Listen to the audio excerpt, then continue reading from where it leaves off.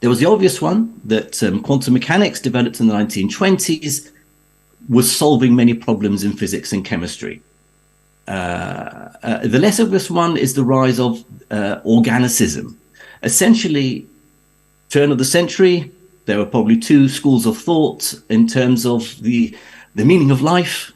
There was reductionism, that you can break everything down to its fundamental pieces. This is a very simplistic definition of reductionism, so forgive me. Then there was vitalism, which is sort of a mystical idea that somehow there was a something other beyond science, the spark of life that could explain life. And in between was this notion of organicism, which essentially says that yes, there is something different about life. There is some distinction between animate and inanimate matter that can be explained by laws of physics and chemistry, but maybe laws that we have yet to figure out and understand fully. One of the founders of some of these ideas was Ludwig von Bertalanffy, the father of general systems theory, which I guess evolved in the early 21st century into systems biology. He wrote a book called The Critical Theory of Morphogenesis. His idea was that biology was stagnating. I mean, bear in mind, this is just a few years before the big explosion in genetics and molecular biology in the 1930s. Nevertheless, he argued that biology was stagnating, that new principles were needed to describe life. That may not have gone anywhere were it not for, I guess, the arrogance of quantum physicists in the 1920s. Certainly Niels Bohr in the 1920s inspired a number of other physicists, most notably people like Max Delbruck, who started off as a nuclear physicist, then moved into molecular biology. Niels Bohr in 1929 gave a talk at a conference where he suggested this. He says, before I conclude, it would be natural at such a joint meeting of natural scientists to touch upon the question as to what light can be thrown upon the problems regarding living organisms by the latest developments of our knowledge of atomic phenomena, by which he means quantum mechanics. So he was sort of just throwing it out there that quantum mechanics may somehow play a role in life. Others took that on board and wanted to see if there was some sort of quantum origin. It didn't really go very far. Most notably probably was Erwin Schrödinger's book, What is Life?, which he published in the mid-1940s.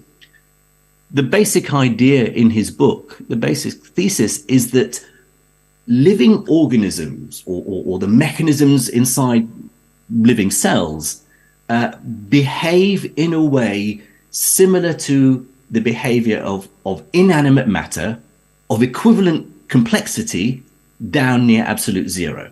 You certain materials, you cool them down to fractions of a degree Kelvin or a few degrees Kelvin, and they will exhibit quantum phenomena like superconductivity, superfluidity, and so on. So Schrödinger was saying the order, the structure of living matter is similar to inanimate matter once you've calmed down the thermodynamic chaos. Again, it was a rather hand-wavy idea. He was talking about aperiodic crystals and so on, and certainly his book influenced many people, in particular Crick and Watson.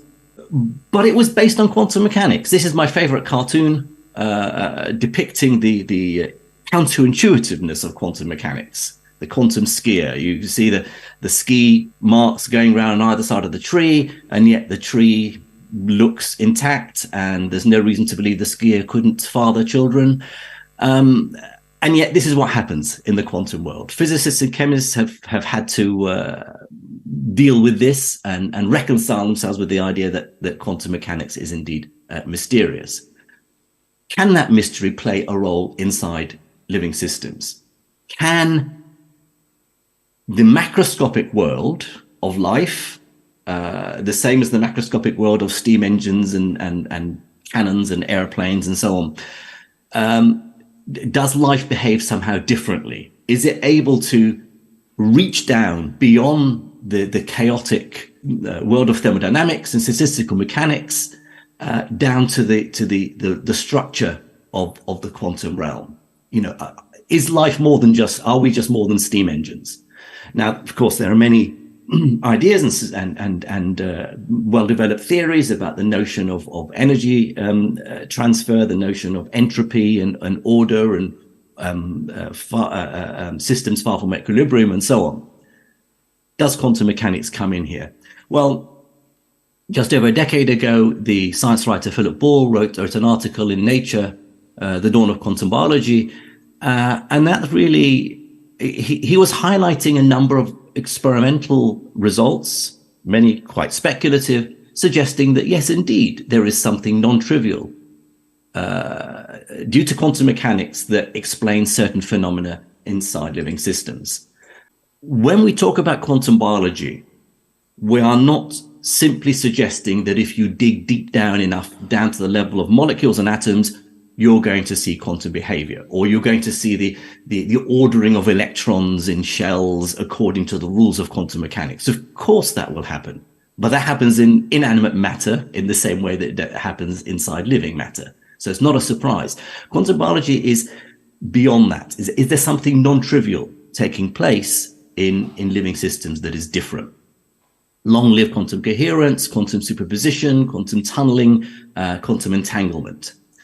And over the past couple of decades, I guess, there have been a number of candidate examples where quantum biology seems maybe manifesting itself. Certainly enzyme action, the transfer of electrons and protons inside living cells, the building and breaking of biomolecules by enzymes seems to have, it seems to make use of quantum effects like quantum tunneling to move particles from one part of the cell to the other. Photosynthesis. Well, I've said well established here, but actually that's probably not quite true. There is still a debate raging as to whether that first stage in photosynthesis, the delivery of the energy, the photon of sunlight from the chlorophyll molecule at the surface of a leaf or in bacteria down to the reaction center in the cell, whether that delivery mechanism uses this notion of quantum coherence, the photon following multiple routes simultaneously that are in superposition with each other. There is experimental evidence. A chemist now in Chicago, Greg Engel, proposed this idea some years back because they carried out various experiments in spectroscopy to suggest that actually this takes place. Magnetoreception and bursts, this is sort of the poster child of quantum biology, that certain animals, birds, marine mammals, insects, have this magnetoreception ability to sense the direction of the Earth's magnetic field. And somehow they have a built-in compass that allows them to navigate through the Earth's magnetic field. And one of the few, really the only well-established idea or theory now of how this compass works relies on ideas in quantum physics, quantum entanglement. Olfaction, again, this is still speculative, but it may rely on quantum tunneling. Mutations in DNA, I'm going to talk about this work in a few minutes. This is our work at Surrey, where the proton transfer between nucleotide bases in DNA relies on quantum tunneling. And then there are the more speculative ideas, the connection with cancer, connection with the origin of life, and of course, connection with the nature of consciousness. My main concern about those last three is not that they're wrong. We simply don't know yet. These are complex issues and we're still feeling our way. So before you know it, and I'm sure those of you working in sort of theories of quantum consciousness will know this very well. Immediately there will be people saying, oh, well, of course, quantum mechanics therefore must explain telepathy, must explain homeopathy, even astrology. All nonsense, of course. And so there's that care that we have to take when we're doing proper science to take these things one step at a time. Okay, that's sort of the history of quantum biology, the definition of quantum biology. I now want to, this is a bit of fun, talking about the idea of quantum measurement, coming at it from the perspective of a physicist. There's a bit of maths here, so forgive me. The famous Schrodinger's cat problem. Okay, the idea, that the cat in the box trapped with a vial of poison, which is triggered by the release of a radioactive particle, which may or may not be released in a given period of time. So during that, a single half-life of the radioactive material, there's a 50-50 chance that it will or will not have emitted a particle, which of course would then release the poison and kill the cat. And the basic explanation, the cat is inside the box, and its state becomes entangled with the state of the atom, the radioactive atom, which is in a superposition. So the cat is therefore both dead and alive at the same time until we open the box. That's the hand-wavy popular science explanation. But of course, the measurement problem is a very serious and important idea in quantum mechanics, because the founding fathers didn't really bother with it. Niels Bohr taught, they had developed the foundations of quantum mechanics or the mathematical framework, and then said, yeah, but when a measurement takes place, magic happens. There's an irreversible act of amplification when the quantum system interacts with a classical detector. And they left it at that. These were the postulates, the Born postulates. There are actually three problems with the three separate steps in the measurement problem. There's the problem of preferred basis. What is it that gets measured? What's observable? And you can't measure two observables at the same time. There's the problem that we never see interference. You open the box and you never see the cat dead and alive at the same time. Both of those issues have been solved by the study of decoherence theory, which I really think should be taught to undergraduate physicists now. It's a mature area of quantum physics for the last half a century.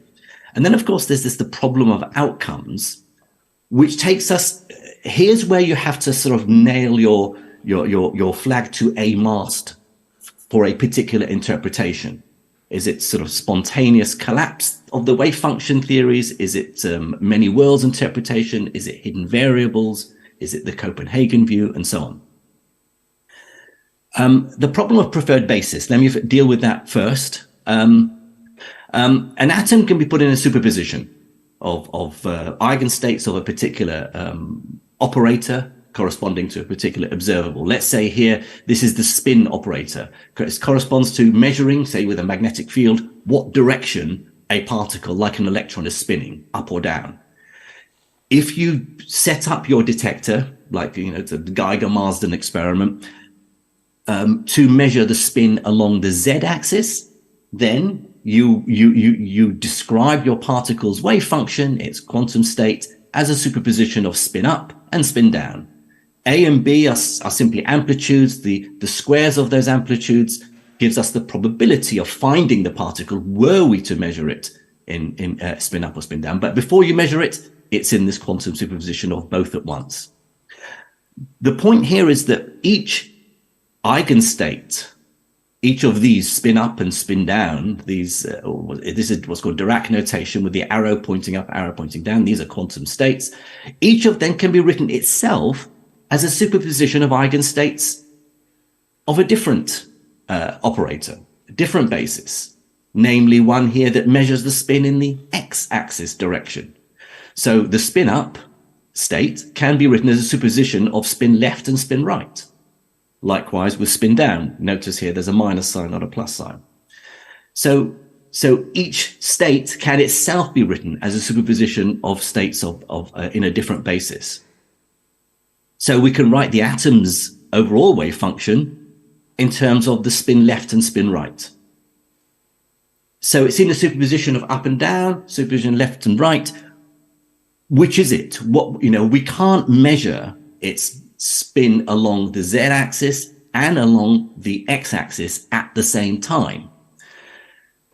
We have to choose one or the other, and that's because we would violate the uncertainty principle. We can't know both in the same way that you can't know the position of a particle and its momentum at the same time, or the energy of a particle and the moment you measure that energy. Time and energy also have an uncertainty relation.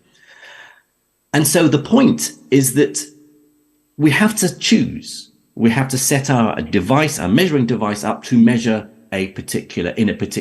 a particular observable.